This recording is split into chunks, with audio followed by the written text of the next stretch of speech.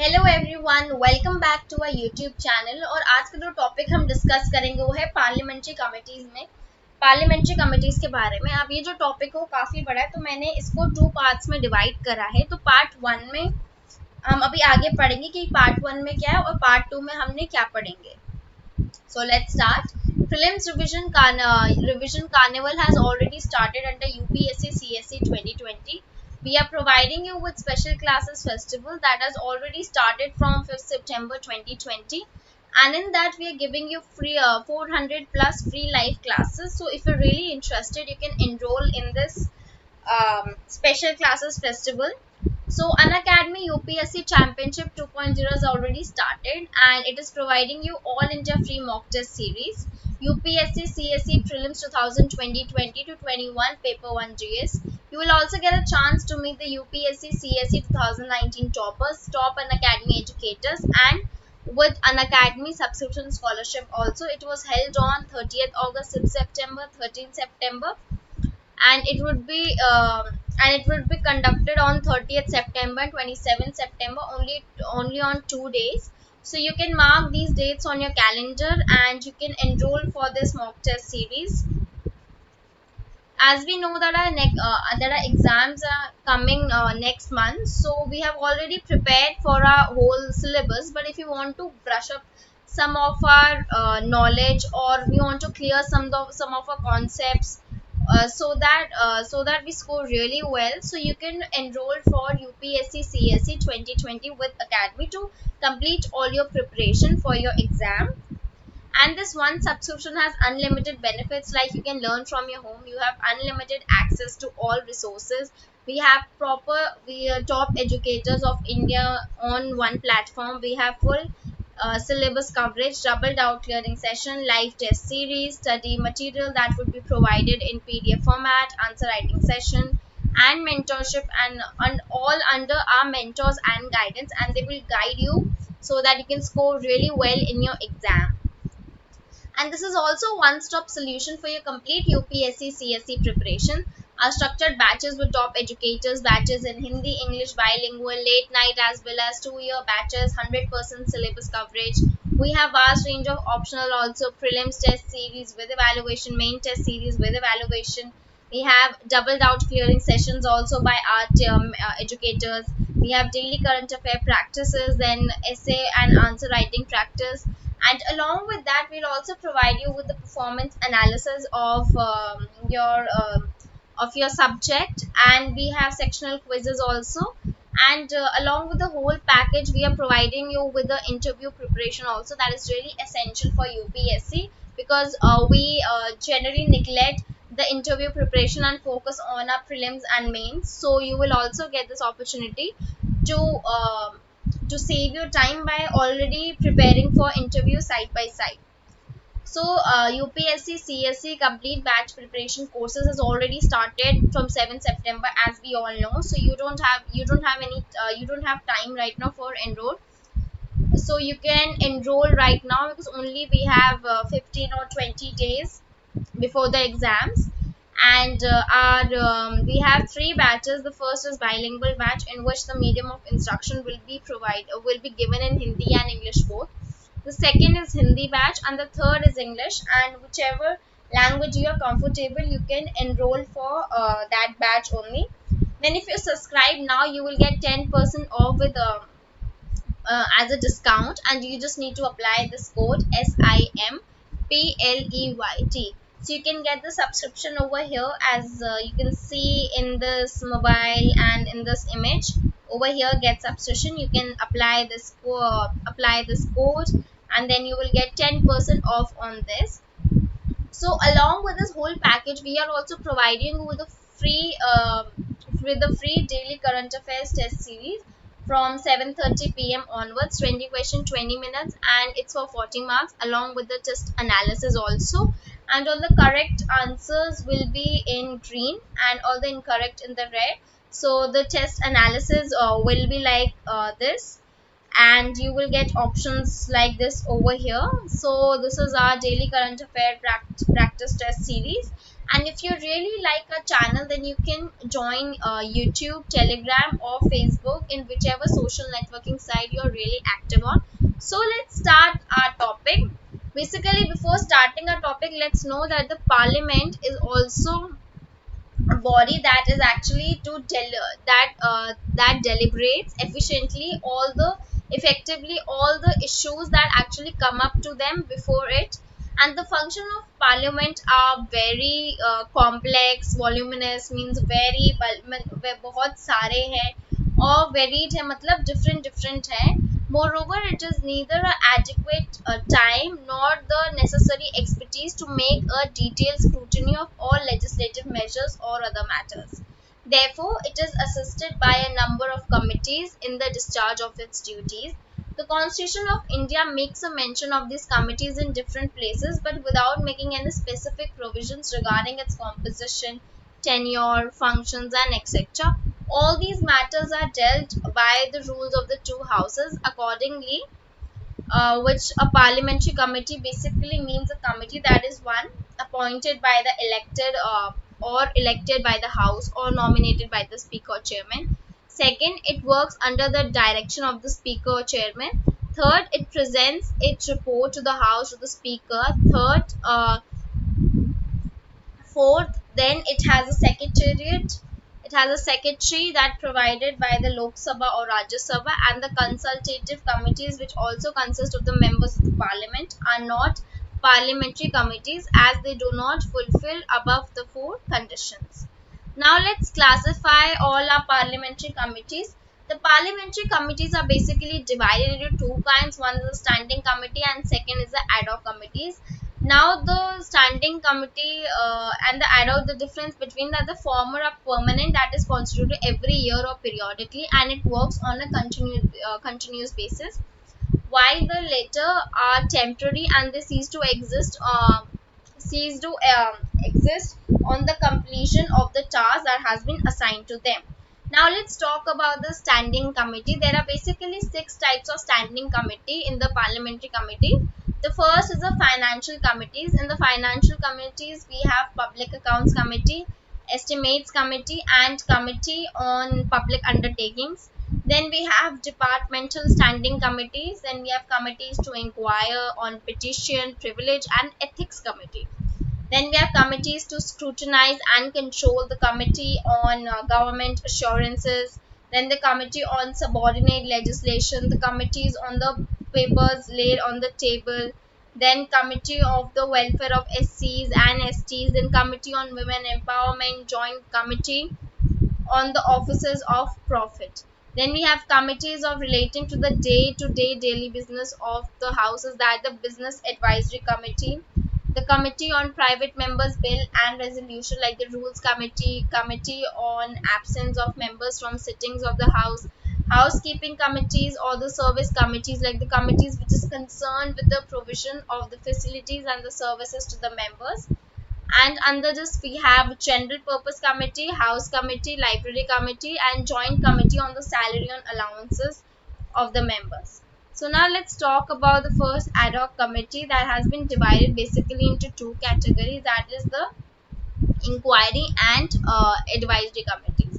Now the inquiry committee are basically constituted from time to time by either of the houses on a motion that has been adopted on that behalf by the speaker and chairman, to inquire into or report a specific subjects, like the committee of conduct of certain members during president's address, the committee on draft of 5-year plan, railway convention, members of parliament's local area development scheme, joint committees, then joint committee on fertilizer pricing, joint committee to inquire into the irregularities in the securities bank transactions, joint committees on the stock market scam, joint committees on the security in parliament complex, then a committee on the provision of computers to the members of parliament, officers of political parties, or the officers of Lok Sabha.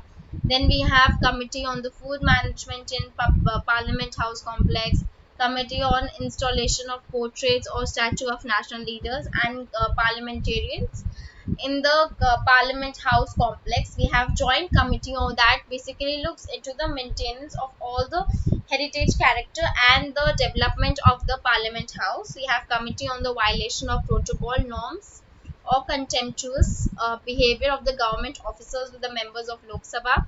Then we have joint committee that basically examine the matter related to the allocation, pricing of telecom license and spectrum. We have the second committee is the advisory committee that basically includes the select or joint committees on bills which are appointed to consider and report on the particular bills, and these committees are distinguishable from the other ad hoc committees as much as they are concerned with the bills and the procedure that needs to be followed them for the laid down in the rules of procedure and the directions by the speaker or chairman. Now, when a bill comes up before a house for a general discussion, it is basically open to that house that it refers to the select committee of the house or a joint committee of two house.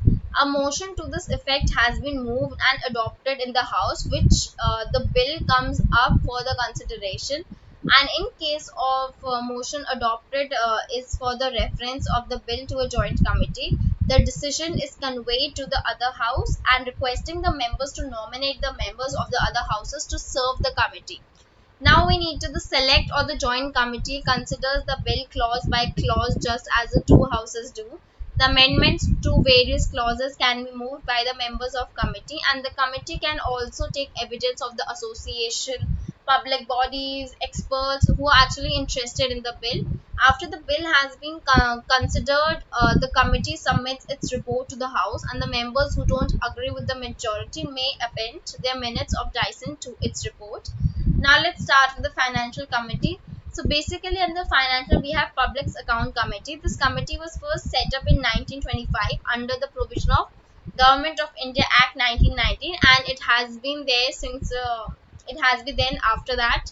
And at present it consists of 22 members, 15 from Lok Sabha, 7 from Rajya Sabha, and the members are elected by the parliament every year from amongst its members according to the principle of proportional representation by means of single transfer vote, and all the parties get their due representation within it, and the term of office of the members is just for 1 year, and a minister cannot be elected as a member of the committee.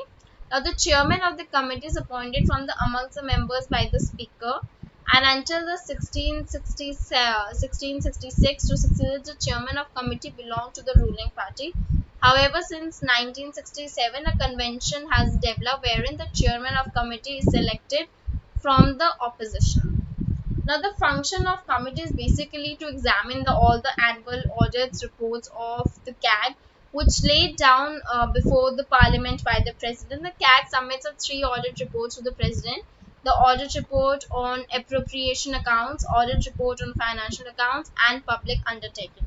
The committee examines the public expenditure not only from legal or formal point of view or to discover the technical irregularities, but also from a point of view of economic prudence, wisdom, and propriety to bring out the cases of waste, loss, corruption, extravagance, uh, inefficiency, and all the expenses that has been mentioned. Now what are the functions of these committees? First, the basic is to examine the appropriation accounts and finances accounts of the union government and any other accounts that has been laid down before the Lok Sabha. Now the accounts can be compared with the actual expenditure with the expenditure sanctioned by the parliament through the appropriation act, while the finance account shows that the annual receipts of the union government. In the scrutinizing the appropriation accounts and the audit report of CAG, the committee has to satisfy itself that the money has not been disbursed was legally available for the applied service or the purpose. Second, the expenditure conforms to the authority that governs it, and the third is that every reappropriation has been made in accordance with the related rules. Now, to examine all the accounts of the state corporation, the trading concern, and the manufacturing projects, and the audit report of CAG on them, except those of public undertaking, which are allotted to the Committee of Public Undertaking. Now, to examine the accounts of the autonomous and semi-autonomous body, the audit of which it was conducted by the CAC, and to consider the report of CAC is basically relating to the audit of any receipt or to examine the accounts of stores and stocks. It also examines the money spent on each service, on any service during any financial year in excess of the amount that has been granted by the Lok Sabha for the purpose and the fulfillment of all the function that has been assigned to the CAG. Now, the CAG acts as a guide, friend, and philosopher of the committee. One of the roles that has been played by the committee, according to Ashok Chanda, was that over a period of years, the committee has entirely fulfilled the expectation that it should develop into powerful force into the control of public expenditure. It may be claimed that the traditional established and convention were developed by the Public Account Committee to conform the highest tradition of the parliamentary democracy. However, the effectiveness role of committee is limited in some way. First, that it is not concerned with the questions of policy in the broader sense. Second, it conducts a post-mortem examination of accounts showing the expenditure already incurred. Then, the third, that it cannot intervene in the matters to day-to-day administration. Fourth, its recommendations are advisory and not binding on the ministers. Fifth, it is not vested with the power of disallowance of expenditures by any departments. And the sixth point, that it is not an executive body and hence it cannot issue any order. Only the parliament can take the final step on their findings. Now let's talk about the estimates committee. Now the origin can be traced down to the standing committee or the financial committee that was set up in 1921.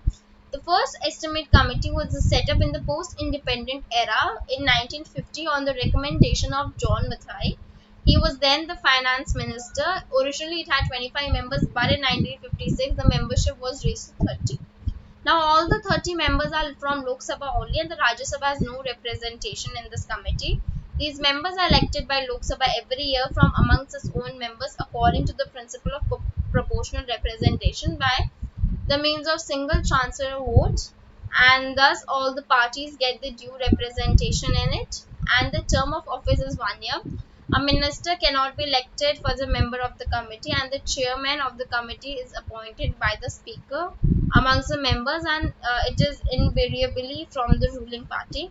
Now, the function of the committee is basically to examine the estimates, including the budget, suggest the economies in the public expenditure, and hence it is also described as a continuous economic committee. Now, what are the functions? Basically, to report what economies, improvement in organization efficiency, administrative reform consists with the policy underlying the estimates can be effected to suggest the alternative policies to bring out the efficiency and economy and in the administration, to examine whether the money is well laid down within the limits of the policy and implied in the estimate, and to suggest the fourth that the estimate are to be presented to the parliament and the committee shall not exercise its function in relation to such public undertaking. Now, the committee may continue the examination of the estimates from time to time throughout the financial year, and the report of the House as its examination proceeds, it shall not be incumbent to on the committee to examine the entire estimates on of any 1 year. The demands of the grants may be finally voted despite the fact the committee has made no report. However, what are the some of the effective rule of the committee that has been limited in the following way? One, that examines the budget estimate only alter they have been voted by the parliament and not before that. It cannot question the policy laid down in the parliament. C, its recommendation are advisory and not binding for the minister. It examines for only 1 year the selective ministries and departments, and it's by rotation it would cover all of them over a number of years. It lacks the expert assistant of the CAG, which is available to Public Accounts Committee. It works on the nature of postmortem. Now let's talk about the Committee of Public Undertaking. Now the committee was created in 1964 on the recommendation of Krishna Menon Committee, and originally it had 15 members, 10 from Lok Sabha and 5 from Rajya Sabha. However, in 1975, it was raised to 22, 15 from Lok Sabha and 7 from Rajya Sabha. Now, the members of this committee are elected by the parliament every year amongst its own members according to the principle of proportional representation and by the single transfer vote, and all the parties get their due representation in it. And the term of office of the members is for 1 year only, and the minister cannot elect a member of the committee. The chairman of the committee is appointed by the speaker, and its members who are drawn from the Lok Sabha only, and the members of this committee who are from the Rajya Sabha cannot be appointed as the chairman. Now, what are the functions of the committee? First is to examine the reports and accounts of public undertakings. Second, the reports of CAG on public undertaking, to examine whether the affairs of public undertaking are being managed in accordance with the sound business principle or prudent commercial practices, to exercise the other functional vested that has been in public accounts committee and the estimates committee in relation to the public undertaking that has been allotted to the speaker from time to time. The committee is not to examine or investigate in any of the following, like the matters of major government policies or the matters of day-to-day administration. Third, the matters of consideration of which are machinery is established by any special statute under which the particular undertaking is established. The effectiveness of the role of committee is limited in following: one, it cannot take up the examination of more than 10 to 12 public undertakings in a year. Its work is in the nature of post-mortem. It does not look into technical matters, and the members are not technical experts or they don't have any technical expertise. Then its recommendation are advisory and not binding on ministers. So we have basically finished over here till here. So we'll begin with the part 2 in the next presentation. So if you really like my video, you can like, subscribe and join. Thank you.